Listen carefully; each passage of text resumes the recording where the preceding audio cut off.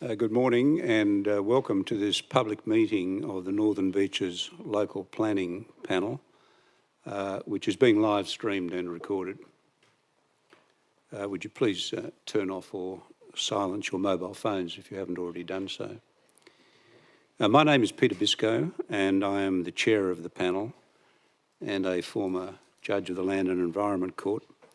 The other members of the panel today are Brian Kirk, expert planner, Graham Brown, expert planner and a former commissioner of the Land and Environment Court, and Peter Cotton, community representative. All members of the panel have declared that they have no conflict of interest in relation to the matter on the agenda. The only matter on the agenda today is DA 2021/1612 for construction of coastal protection works at 1 Clark Street and 1192, 1194 and 1196 Pittwater Road, Narrabeen. There are 7 people who have registered to speak. They comprise 6 objectors and the applicant. The 6 objectors are Wendy Harmer of 35 Ramsay Street, Collaroy, Brendan Donoghue, President of the Northern Beaches Branch, Surfrider Foundation Australia, Paul Maddock of 2 Oceania Crescent, Newport, Rowan Hanley, speaking on behalf of Stephen Titus, Angus Gordon of 46 Tail Road, North Narrabeen, and Marion Furness of 10 Park Street, Collaroy. And for the applicant, the registered speaker is Peter Horton, who is the applicant and Director and Principal Coastal Engineer of Horton Coastal Engineering Proprietary Limited. Speakers normally have 3 minutes in which to make oral submissions, whereupon a bell will sound. If a speaker does wish to speak longer, they may request permission from the chair. As the panel has been briefed with all the written submissions, it's unnecessary for speakers to read the written submissions previously lodged, and they may wish to try and address the main points that they'd like to bring out orally. Speakers are requested to be succinct, not to repeat unnecessarily what an earlier speaker has said. It's sufficient to indicate you agree with an earlier speaker. And of course, to use respectful language. After all speakers have spoken, the panel will retire into closed session to consider the matter and endeavour to reach a decision. Usually, in these matters, a reasoned decision is reached on the same day and is published on the council website the following day. I now call on the first of the registered speakers, who is Wendy Harmer of 35 Ramsay Street, Collaroy, who's an objector. Ms Harmer, in order, thank you, to speak, you need to press the button on the microphone on the right. Unaccustomed as I am to public speaking. Thank you. Good morning. My name is Wendy Harmer. I've been a resident and ratepayer for some 30 years. My home is on the side of Mount Ramsay and overlooks the Collaroy Narrabeen Beach, where I've spent many happy days, and it's where my children learned to swim and later surf. As such, I've had a front row seat to watch the machinations that have led us to where we are now, with arguably the most reviled, ugly, destructive edifice built on any beach in the nation. I watched as the beachfront property buyback scheme and the plan for sand nourishment was abandoned. I was there in 2002 when thousands lined up on the sand to protest then Warringah Council's proposal for a 1.5 kilometre seawall from Collaroy to Narrabeen. And I'll tell you where I wasn't in 2018, at a public meeting to discuss the building of this seawall. Why? Because there wasn't one. No community forums, no information mailed to my house, nothing until the bulldozers arrived. As a civic-minded person, if I had known what was about to be perpetrated, I would have gone along to make my objections heard by this council. I would have again lined up on the sand to protest. As it stands, here I am after the fact, denied my democratic right to have a say on the first length of the seawall, with a council which has the audacity for a plan to extend it, as if somehow the sheer existence of the wall justifies more of the same, as if what we have had imposed upon us was in any way wanted or agreed upon in the first place. How did we get here? They started with DA proposals. Now, the council must have known that this was a much broader issue of community interest. I can only conclude that it has either willfully ignored the wishes of the larger community, acted in secrecy, its deliberations opaque, possibly illegal, a council which has only listened to those with a vested interest, be they private homeowners or companies which deal in concrete.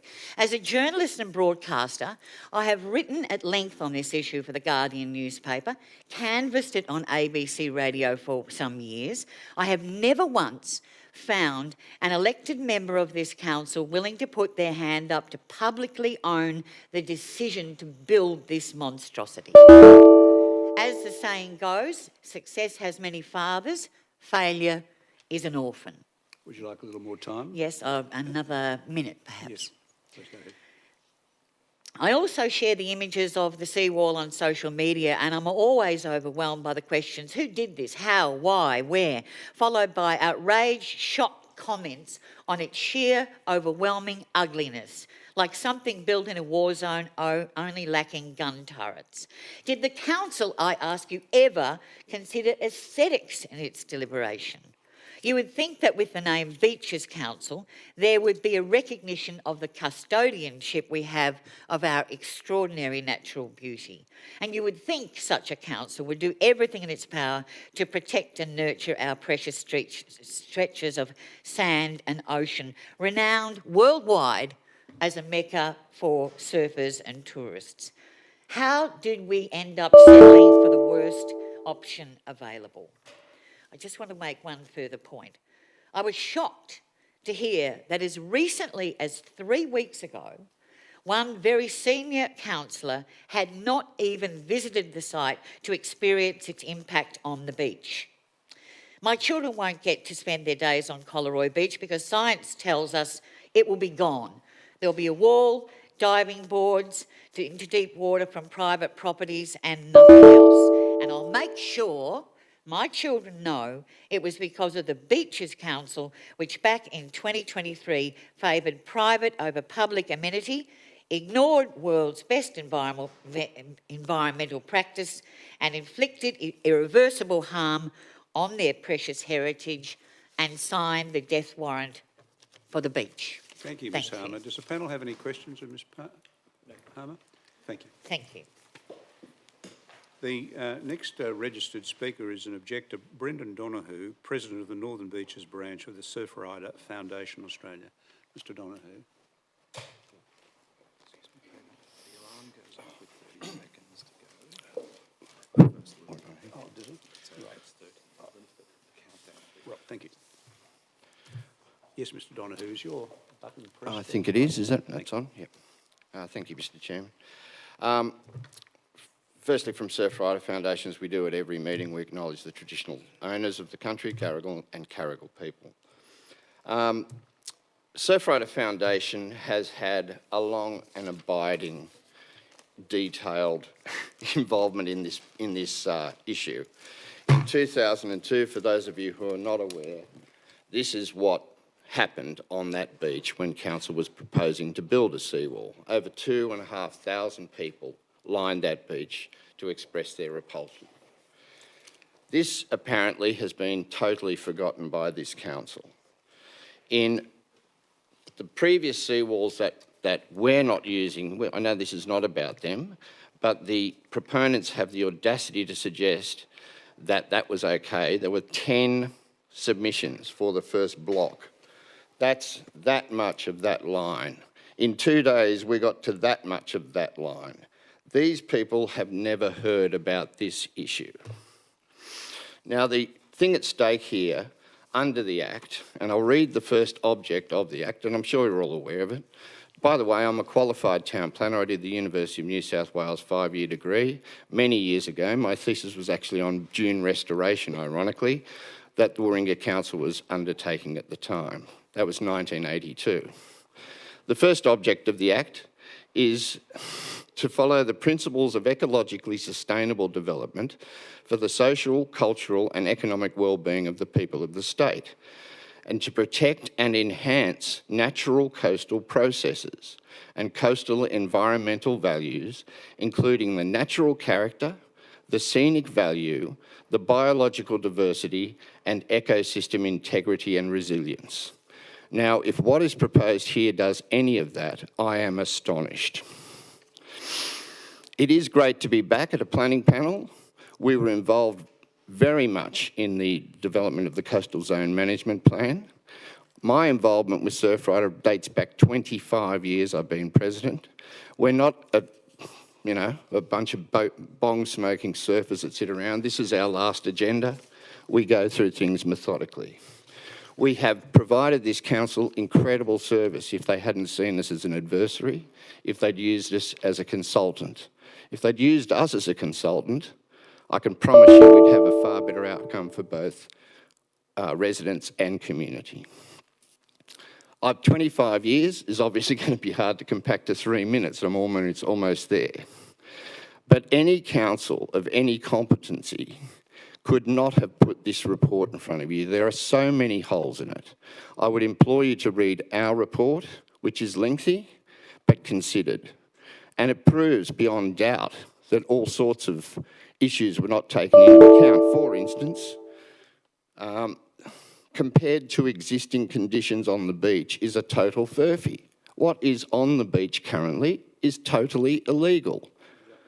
I would love a little more time if possible, maybe another minute. I'll get out of your way. I would just implore you to read our proposal. I'm sure you have. Yep. We are not comparing with what's there to this being better. It's like building a 12-storey cardboard house on your property and then saying, well, I'll just make it 8. Let's see. Yeah, you must be satisfied. It all comes down to that. So in terms of that, we know where this got to. Rob Stokes changed the Act, took out the requirement of a coastal panel of skilled coastal experts to always review this type of development. It's now back to the local planning people that shouldn't be expected to concern themselves with the deep knowledge required on this very complex issue. Please, please, please refuse this DA. There are propositions that will satisfactorily protect property and the beach.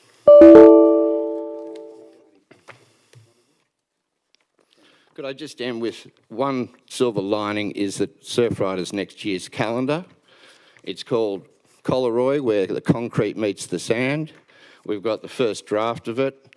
12 months of Collacrete. I mean, the damage to this beach will never be recovered, particularly if it's extended. Thank you.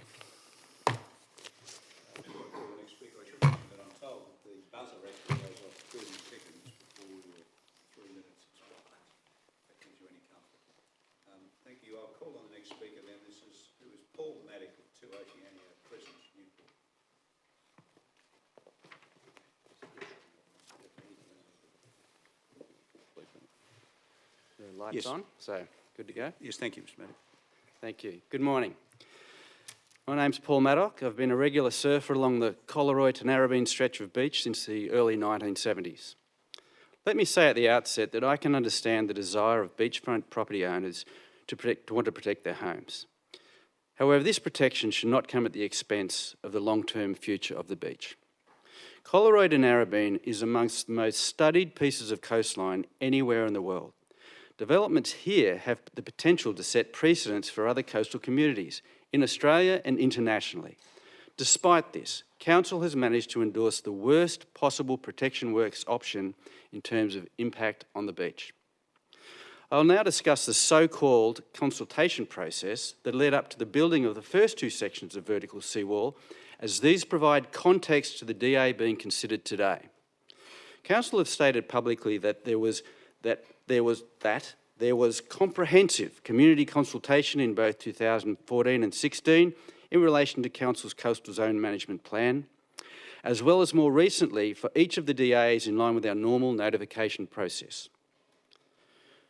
The consultations were anything but comprehensive, with the barest minimum of DA notifications resulting in only 10 submissions for the vertical seawall from Stewart Street to Wetherill Street, and most of these were supportive. The wider public had been blindsided, only finding about the vertical walls when construction started. The end result has been described by some as akin to the brutalist structures built towards the end of World War II to prevent the Allies landing in France. This whole exercise by council represented an appalling breach of public trust. By contrast, the wider public have become aware of the current DA via social media and community activism, such as the Line in the Sand protest. Consequently, 178 submissions have been made in respect of the current DA, with the overwhelming majority being vehemently against the proposal. Now, proponents of the vertical seawall tend to dismiss those who criticise it as being uninformed. However, many of those writing objections are very well qualified and include several university professors and prominent coastal engineers. The assessment report that accompanies this DA fails in any way to convey the depth of public anger about this proposal or the fact that 93% of submissions oppose it, with many using words like eyesore or ugly monstrosity. Having read through all of the submissions of this DA, I've come to the conclusion that the vertical seawalls approved by the previous local planning panel represent the most loathed piece of infrastructure on the East Australian coastline. This should not be allowed to be extended any further. Finally, along with the vast majority of the beach-loving community, I strongly object to the current development application. Thank you. Yes, thank you, Mr. Maddock. Does the panel have any questions? Yes, thank you. Thank you. The next registered speaker is Rowan Hanley, speaking on behalf of Stephen Titus. Good morning. Good morning. Yes, good morning. My name's Rowan Hanley, and I'm speaking for Stephen Titus, who is a Northern Beaches resident and lawyer, but he cannot be here today. Stephen's words. I was born in Wollongong and have ties to Narrabeen Beach. My wife and I owned a unit in the Marquises. My wife raised her children at Elanora Heights. Her first husband, Bob Bell, was closely involved with surfing at Collaroy and Collaroy Beach Club and Surf Club. I am a keen surfer and I surf at Narrabeen when the waves are good. In 1974, there was a big storm in Wollongong. It blew sand across the road at South Wollongong Beach. Whilst the council used a bulldozer to move the sand off the road, they determined, based on the then knowledge, that they would try to prevent this repetition. They embarked on a process of planting coastal acacias onto the beaches. It does feature at the back of the sand dunes naturally. However, it was heavily planted along the front of many of the beaches in the Illawarra, and it ruined them. It meant that the sand that normally moved up and down and in between the water and on top of the sand dunes became caught up in the vegetation of the plants. The beaches became narrow. They became almost set in concrete, and the wave quality dropped off. There are photos in the submission for Surfrider showing what occurred at Woonona. It took a while for the process to occur, but then it became dramatic. The residents over time lobbied the council to remove the planted vegetation that has been largely done. There are stretches that have not been done. I was involved in that process. The beaches where the plantings have been removed are wider, natural, and they work. There are parallels with this vertical wall DA. In 1974, there was likewise significant damage at Collaroy and Narrabeen from the storm. The Marquises had cars floating in the car park. I note also what happened in 2016.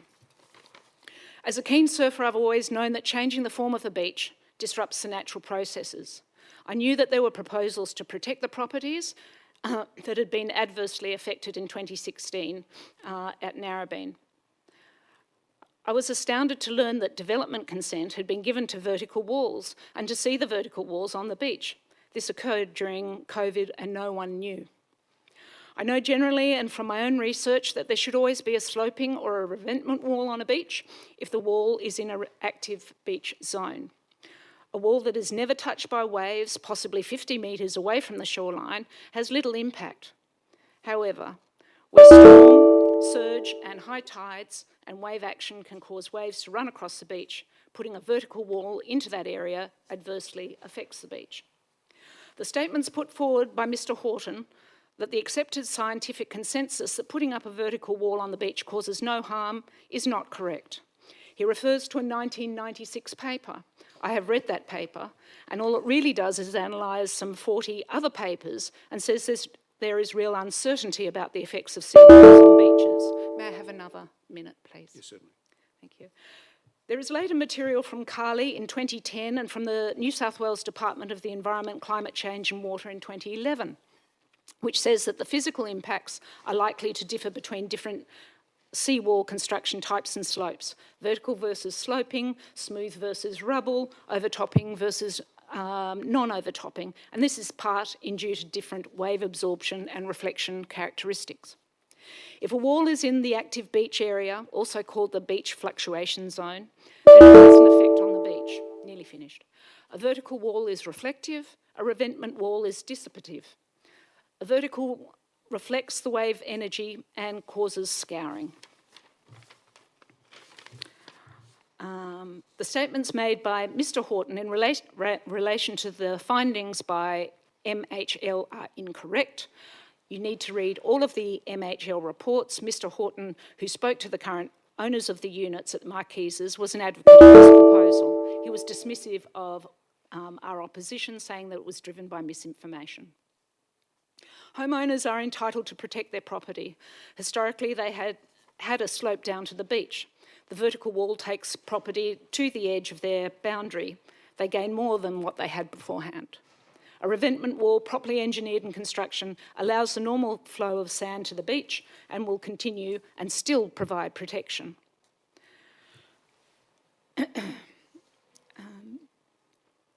Northern Beaches Council put a revetment wall on Collaroy. Wollongong Council did it at North Wollongong Beach.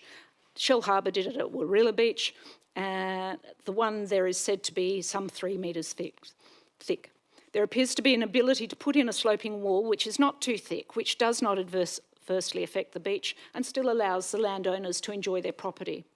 Approval of these current applications would amount to a jurisdictional error. They breach Section 27 of the Coastal Management Act and Section 15 of the CEP. There is significant uncertainty as to the effect of this seawall, particularly a vertical seawall in the active beach area. Thank you. Ms. Hanley. Does the panel have any questions? Yes, thank you, Ms. Hanley. Thank you. The next registered speaker is Angus Gordon of 46 Tallule Road, North Narrabeen.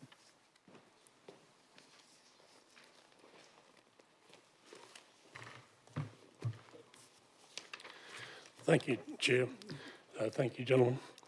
I appreciate the opportunity to address the panel. I have over 50 years' experience in coastal engineering and coastal management, and I've been involved in the preparation of the Coastal Management Act over a 3-year period.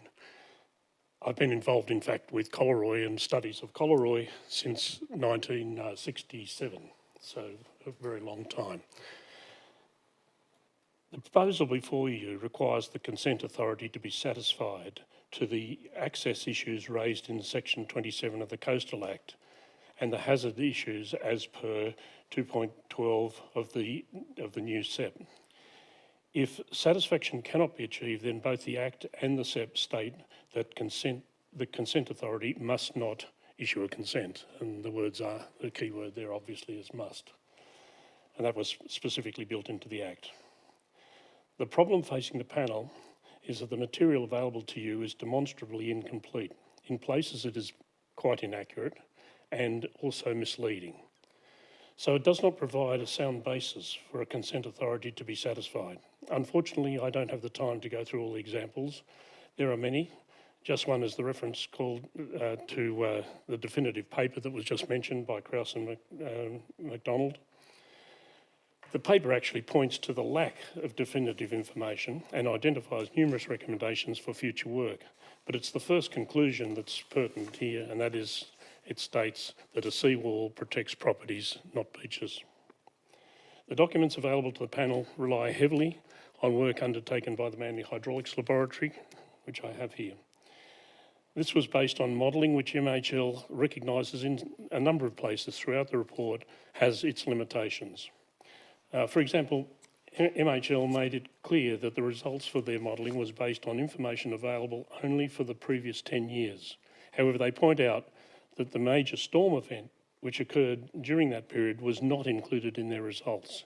They indicate that had that been included, it would have meant that the adverse impact would have been for up to 6 months. They state their work has not considered an assessment of conditions outside the 10-year period and recommended additional sensitivity modelling to be undertaken to assess the future potential impacts on the beach amenity, the beach width, visual and public safety. Further, they did not include climate change in their modelling, nor run it for future scenarios.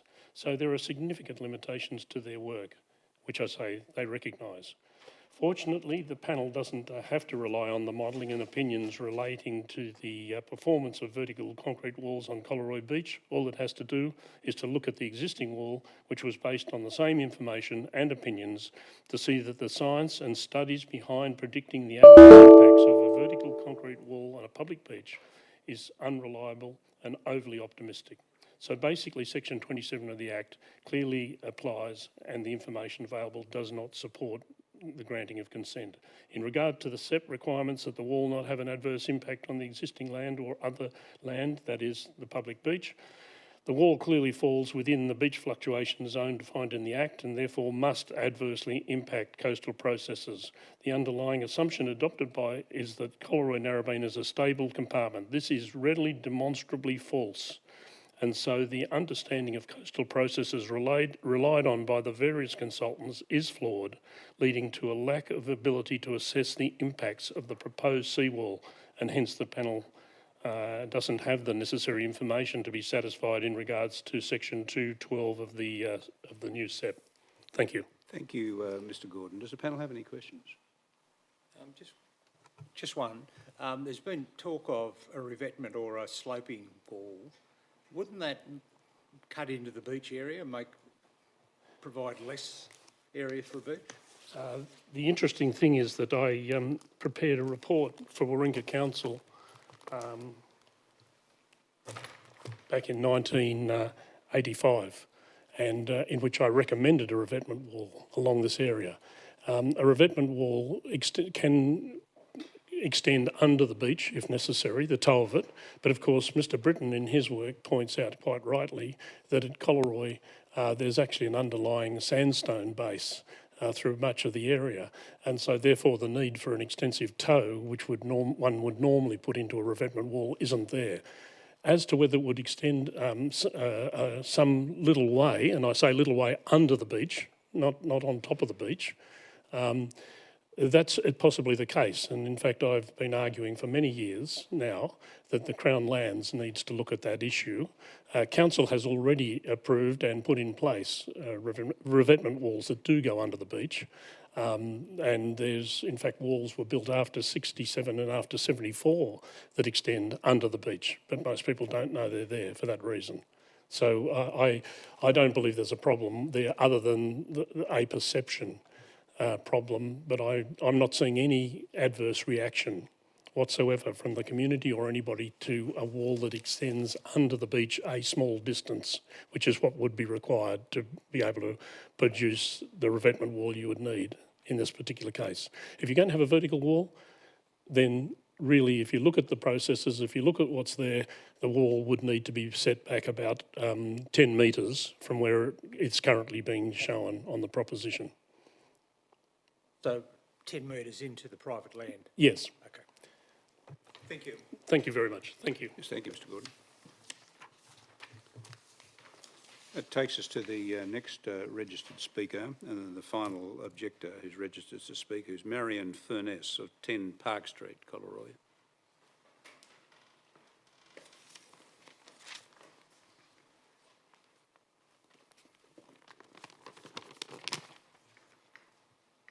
I think it's on. Good morning, everyone. My name's Marion Furness. I have been living in Coleroy for over 40 years and have been a ratepayer for over 30 years. The proposal to continue this vertical seawall, the same as the one between Stewart and Clark Street, in my opinion, is outrageous. I believe the wall is in violation of the Coastal Management Act of 2016, section 27(1) and 2, in regards to access and safety to our beach. I am furious that as a ratepayer, our access to the beach has been rendered inaccessible, while the private properties all have individual staircases to the beach. The public access is still signposted, stating steep and unstable rocks. In fact, I can't even get to the beach at the end of Wetherill Street. Why have the public staircases not been reinstated? It appears a few private properties have privileges over the rate-paying public. The public staircases removed when the eyesore, in fact the vandalism of our beach, was commenced in 2020. Since that time, I haven't been able to use the beach. Early this year, there were still signs at the end of Wetherill Street warning of submerged obstacles in the water, leftover remnants from the construction of the wall. I will still not dive under a wave at this location for fear of hitting something. Prior to 2020, I have been frequenting and enjoying this beach at the end of Wetherill Street since 1976. I have witnessed the beach in all its forms, like the unusual wide sands of today, where there is virtually no beach at all, as in the king tides of 2021. Walking along the beach during the king tides was always possible, as you could scramble onto the rocks to get out of the way. Now, with the vertical seawall, there is nowhere to go except a private staircase or risk getting slammed into the wall by the next wave. I feel that my beach has been taken from me because of this wall. Where I would walk to the beach, I now drive to a different location where I feel safe to swim and walk. To continue this eyesore further along the beach would be a travesty to lose more of our prized beach. I understand properties require protection. The revetment wall as south of Stewart Street, which is where the worst of the 2016 storm-affected properties are, must be the preferred way to protect properties. Thank you. Thank you, Ms Furness. Does the panel have any questions? Thank you, Ms Furness. That completes all the objectors registered to speak and brings us to the registered speaker, Peter Horton, the applicant and Director and Principal Coastal Engineer, Horton Coastal Engineering.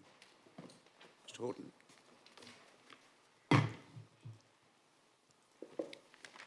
Do I need to press anything? No. Okay, great. So, Mr Biscoe, the previous speakers have raised a large number of issues, particularly in their written submissions. Yes, well, as you have to reply to 10 speakers, I'll give you more time. Yeah, that'd be appreciated, thank you.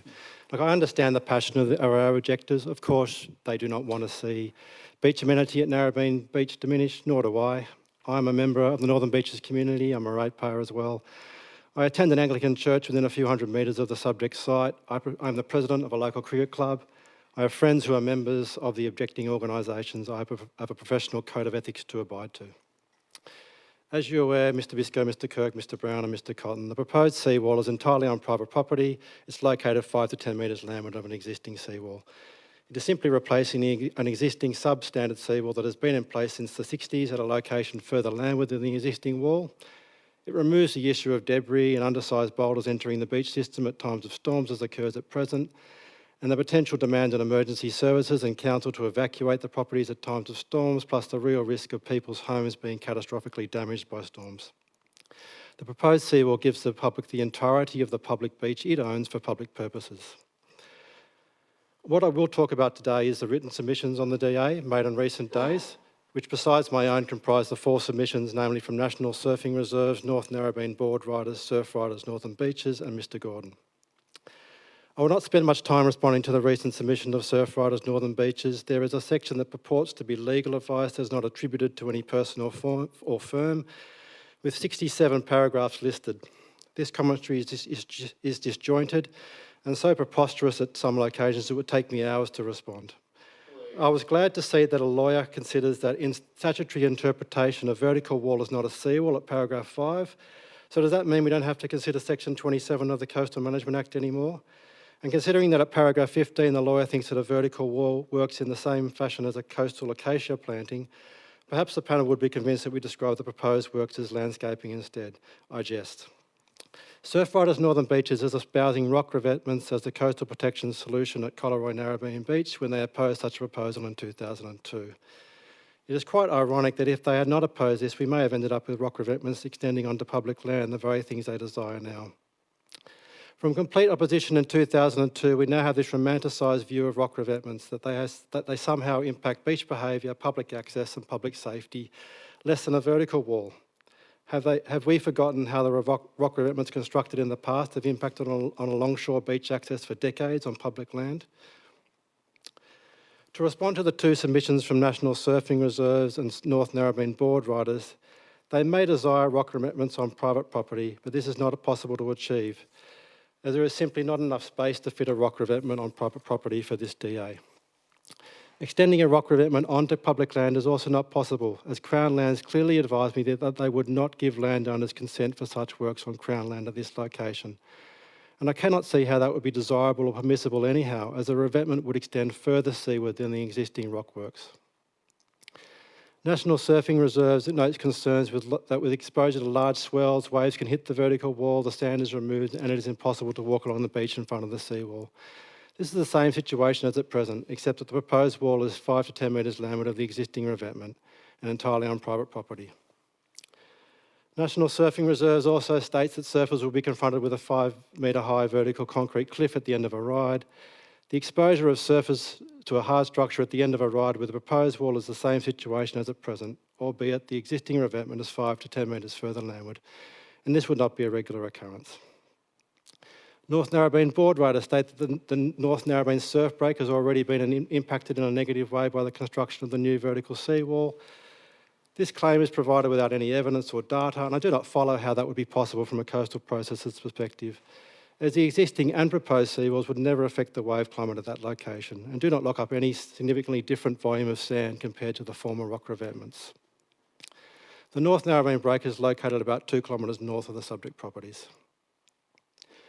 North Narrabeen board riders also state that during previous large swells, boulders were washed north into the surf break, resulting in injuries to surfers and have not been removed. Again, there is no evidence for this claim, and that would be remarkable if boulders would have been transported over 2 kilometres north. Small boulders were washed into the surfstone immediately adjacent to the recently constructed walls that were part of the temporary protection for the construction sites and were required to be removed by the contractor. The subject DA has conditions that provide controls to reduce the risk that this will happen again for the proposed construction. North Narrabeen riders also claim that the new vertical walls have caused additional erosion and altered the sand flow without evidence. I've reviewed tens of thousands of images captured from the Water Research Laboratory coastal imaging camera that looks north from flight deck with a view of the recently constructed vertical walls. From review of that imaging, the last time that wave run-up reached the vertical walls, and only just, was on the 8th of May 2023. There is simply no evidence from this imaging that the new vertical walls have altered beach behaviour, with no discontinuity in beach profile shape along the walls compared to the north and south of the walls. In a recent study for Wamberal Beach, MHL and WRL listed examples of renowned surf breaks or beaches coexisting with seawalls in Queensland and New South Wales. Beaches listed with vertical walls and also known as beaches with major surfing contests or recreational surfing activities included Coolum, Alexandra Headland, Mooloolaba, Kings Beach at Caloundra, Kingscliff, Towns Beach and Flynn Beach at Port Macquarie, Foster, Nubbies Beach, Newcastle Beach, Merriweather, Terrigal, Palm Beach, Bilgola, Basin Beach, Collaroy, Dee-Way, North Coco, South Coco, Manly, Bondi, Tamarama, Bronte, Coogee, Cronulla, Wombara, Coaldale, Austinmere, Thurrool, Port Kembla, Kiama and Mollymook. The main authors of that study, who are both surfers, namely Ed Coyle and James Carley, concluded that the seawalls at these locations coexist with sandy beaches without significant adverse impacts on surfing and surfing beach amenity. You would think that constructing the proposed works some 5 to 10 metres landward of the existing works would win praise. However, I understand that this has not won over the objectors, as they are concerned about the change in design of the seawall from a sloping rock revetment to a vertical concrete structure, claiming that this will adversely impact on the beach. Mr Gordon claims that the vertical seawalls have already caused beach width to be far less than predicted. Beach width at Collaroy Narrabeen Beach is a function of a number of factors. Of course, the wave climate is the key factor, and the relatively low wave height conditions that we've experienced in the last year or so has meant that the beach is relatively wide at present. This beach width diminishes under erosive storm wave action, which of course will occur again in the future. To state the obvious, the proposed seawall and nor the existing seawall can do anything to prevent the erosion of the beach seaward of it at times of storms. Collaroy Narrabeen Beach is also noted as a location where beach rotation occurs in response to changes in wave direction and storminess. The beach tends to rotate clockwise in El Nino periods and rotate anti-clockwise in La Nina periods, with La Nina periods also tending to be more erosive. There was an article in the Sydney Morning Herald just last Saturday on how North Narrabeen is 59 metres wider than last year. For Mr Gordon to claim that the existing vertical walls have caused a reduction in beach width is baseless. He provides no data nor analysis to support that claim. The reality is that beach behaviour and beach width at Collaroy Narrabeen Beach has very little to do with the seawalls of the beach. The behaviour of the beach is driven by the wave climate and water level variations. The fact that the beach is so wide at the moment could be a claim that seawalls grow beaches, but of course such a claim would also be baseless. The fact is that sand coming and going from Collaroy Narrabeen Beach has very little to do with the existing seawalls, and to claim that the proposed seawall more land than the existing seawall will make things any different is without evidence.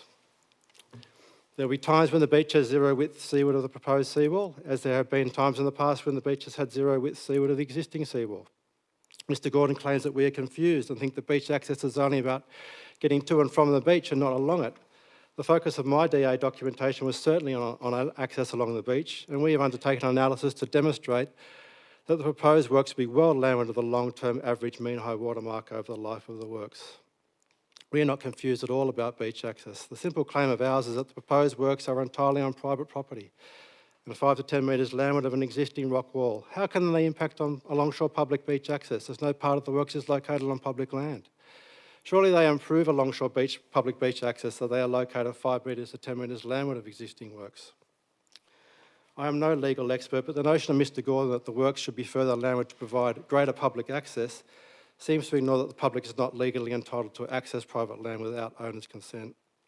As much as that may upset some people, us members of the public cannot lawfully claim access to private land.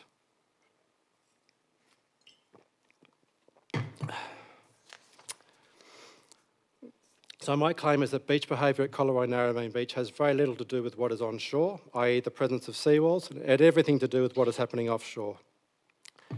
However, some objectors will say that a vertical wall is more reflective than a rock wall, so must cause additional erosion. Cross and McDougall we've talked about today, it is the most comprehensive study of the effects of seawalls on beaches, and at paragraph 44 of the recent submission from surf riders, it is stated this paper is now over 25 years old and has been superseded by further works. It is strange that if such further papers exist, they were not cited in that document. Look, the reality is that the most authoritative coastal engineering reference, the Coastal Engineering Manual, was last updated in 2011. The Coastal Engineering Manual discusses the effects of seawalls on beaches and begins with the statement there is a common perception that seawalls increase erosion and destroy the beach. Yet they come to the same conclusion as Cross and McDougall, that reflection is not a significant factor in profile change or toe scour, which, as they state, negates the common perception that sloping and permeable surfaces produce less effects on vertical impermeable walls.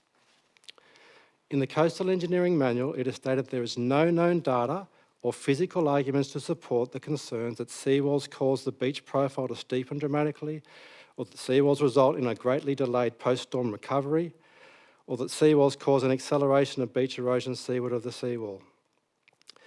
I expect that no coastal engineer would ever be successfully sued for relying on the Coastal Engineering Manual, and a consent authority relying on the same as best practice. Mr Gordon claims that this Coastal Engineering Manual is increasingly questioning and being discredited in the international literature, yet provides no citations to support that claim. Recent work by MHL and WRL discussing seawall impacts at Collaroy Narrabeen Beach in 2020 and Wombrel in 2021 has been based on the Coastal Engineering Manual. One of the few more recent references they discuss is a paper by Tom Busen and others who investigated beach profile evolution due to sea level rise in the presence of seawalls. That was done in 2018. They found that the erosion demand due to a rise in water level was similar for cases with and without seawall structures, including vertical and sloping rock.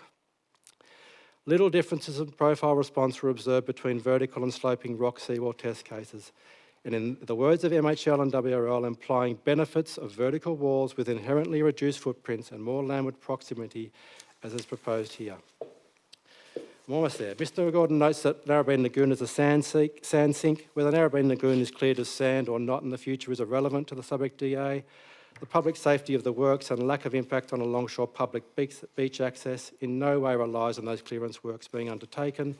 That stated, the lagoon clearance works are required for flood mitigation purposes and thousands of houses are at risk if they are not undertaken, so of course they will be. To suggest that the clearance works may not be undertaken seems to be clutching at straws. The proposed works do not affect sea level rise or other climate change effects. These processes will happen in exactly the same manner whether the works are carried out or not. We are replacing an existing substandard rock wall with a vertical wall, and the exact future behaviour under climate change does not matter to the assessment of the project. Mr Gordon was interviewed as part of an episode of Let's Talk Coast from the Australian Coastal Society in November 22. When asked about seawalls, he said that they were an inappropriate and I think quite out-of-date approach to how to deal with things. I mean, I'm a coastal engineer and most people would think that I would be very much in favour of building seawalls, but I think I have grown out of that. This is an ideological position. My position is different. I'm a solution finder. As a professional engineer, it is my job to determine the most appropriate solution to a problem given all the constraints at play. We have existing lawful development at this location and land zone for residential development. We cannot construct a rock revetment on private land. We cannot construct a rock revetment on public land. I do not see how I had any alternative but to adopt a vertical wall solution. I have been vilified and treated like an idiot for many years, but I'm still waiting for an objector to come up with a practical alternative and to actually come up with a technically compelling objection rather than claims without evidence to support an ideological position. Seawalls are an appropriate solution at some locations, and the popularity of beaches with seawalls attests to the fact that seawalls and beach amenity can coexist. Despite there being no alternative to what we propose, it is not as if we are doing this with the expectation of any of the impacts that the objectors raise.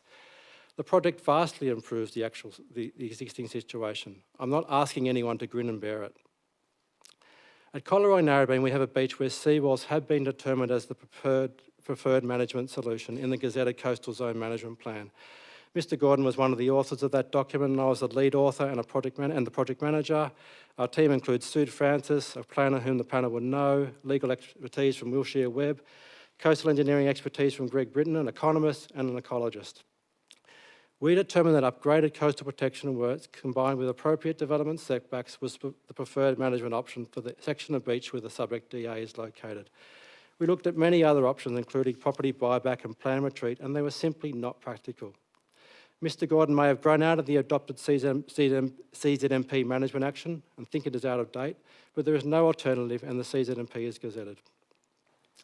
I will not run through my own recent submission on recommended changes to the conditions. My understanding is that the panel would have seen that submission and reviewed it. I consider that these changes are entirely reasonable and will substantially improve the quality of the conditions in achieving a practical seawall outcome. I commend these changes for the consideration of the panel and would welcome any questions on them from the panel. Thank you. Does the panel have any questions of Mr Horton? Just on your point, Mr Horton, about which you reiterated several times about no alternative. Yep. Is that boiled down to, you say there isn't room for a revetment wall on the private properties and the Crown has refused consent? Well, I haven't formally applied for Crown Land's approval for consent. That wasn't the option we put forward, but I dealt with Crown Land significantly in this Collaroy Narrabeen process. So I'm also the designer of the rock wall that's been built south of the vertical walls that have been constructed. That wall was built on Crown Land, so I had to deal with Crown Lands in that process. They made it very clear to me. That was a very difficult process as well. The only reason we got consent from Crown Lands was through a political process, through the local member. Crown Lands made it very clear to me that they would not give consent for future walls on public land. They had no other option. Yes, thank you. If there are no other questions, thank you, Mr Horton. No, I'm afraid not. It's time for submissions. Well, I'm sorry, I mean, I had no idea I could speak for 20 minutes. Beaver? I had no idea I could speak for 20 minutes. Some of these assertions made by Mr Horton are frankly insulting. Mr Donoghue, would you like permission to speak further? Just a minute. I'm inclined to grant you that. May I say that I granted him more time because he had to reply to a lot of objectors, and that's usual in our procedure. So I had to explain that. If there's something you wish to reply to, we don't normally go down that course as a matter of normal procedure, but I'm inclined to allow you to do that if there's some particular points you'd like to reply to. There are some. Yes, thank you. Very well. I'll limit that to the 3 minutes. I will. No, I will. Yes, thank you. A number of assertions in Mr Horton's statement of environmental effects that we all understand are he is working for a client. The client has greatly increased their flat land in front of their houses. I have never ever seen blocks on Collaroy Beach that have extended with such an impact of an 7.5 metre wall at times that Mr Horton's happily admitted to. This beach comes and goes. That is a disgraceful visual outcome. There's silver railings running from glass fences providing private access. That has never been the case on Collaroy Narrabeen for millennia. Everything that Mr Horton is saying he's improving, everything is illegal. He refers to rock revetment walls there. Where are they, Mr Horton? This is emergency rock dumping in most instances. There was very small sections of rock revetment wall. This is at times of, high need. People throw stuff over the edge of the hedge. He is not improving anything down there. He is making this thing intractable. There is absolutely no chance for any flexibility into the future. We are knowing that we are going into climate change chaos. There is not a chance you can realign that concrete wall. There is every chance that the community will either have to resume or these places will still be washed away. That concrete wall is not going to stop the Pacific Ocean. Now, the community has been, if this is such a great plan, how is it that the community was totally isolated from its development? There is a current DA for one of those houses, the yellow paper that is for a pergola that is 30 square metres. It is exactly the same notice that the public would have seen for that seawall. It's as though they were building a carport. The public is greatly impacted by this preposterous, deplorable development. If it's such a great idea, Mr Horton, I know you can rattle off beaches' names with vertical seawalls behind them but still have a surf break, largely historical mistakes, often well further back from the surf zone. Please don't tell me that Dee Why is a better beach because of the vertical seawall. Please don't tell me South Curl Curl is. He is cherry-picked right through his reports and councils have swallowed it, and we are over it. The community demands better. We pretend to be a beach-loving community. Well, this is not treatment of the beach. Even the carbon sink of this concrete that's being proposed is disgraceful.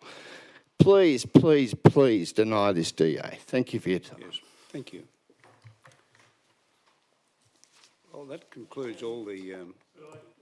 I'm afraid this is getting a little out of hand. I understand, but there's been a lot of comment about what I have said.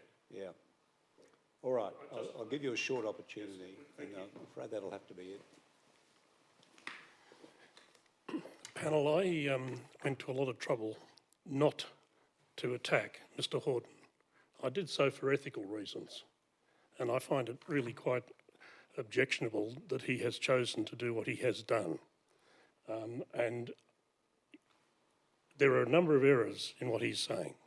There is a lot of photography that shows, for example, that in front of that existing seawall you cannot walk, and under the conditions that we've had in the short time since it's been built. I have a lot, there's some I think already in the submissions that you've got. So it's quite wrong to say that the access hasn't been denied by the wall. It has. And but the other question that he raises, which is an interesting one, where he says that you cannot, you don't have the right as the public to go across private land. In actual fact, strangely enough, when it comes to beaches, you do, and the Act recognises that by using that term access. and not specifically making it. And this was done under the public trust doctrine, and it was the people involved in this were very pleased with the fact that the public trust doctrine had been reintroduced, allowing access along foreshores to all members of the community. Thank you. Yes, thank you. Well, I thank the speakers for their assistance. As I indicated earlier, in accordance with our usual procedure, the panel will now retire into closed session to consider what decision it should make in relation to this matter. If we are able to make a decision today, and usually we can in these matters, then you would expect the minutes of the meeting containing the decision to be on the council website tomorrow. This public meeting of the panel is now closed. Thank you. Thank you.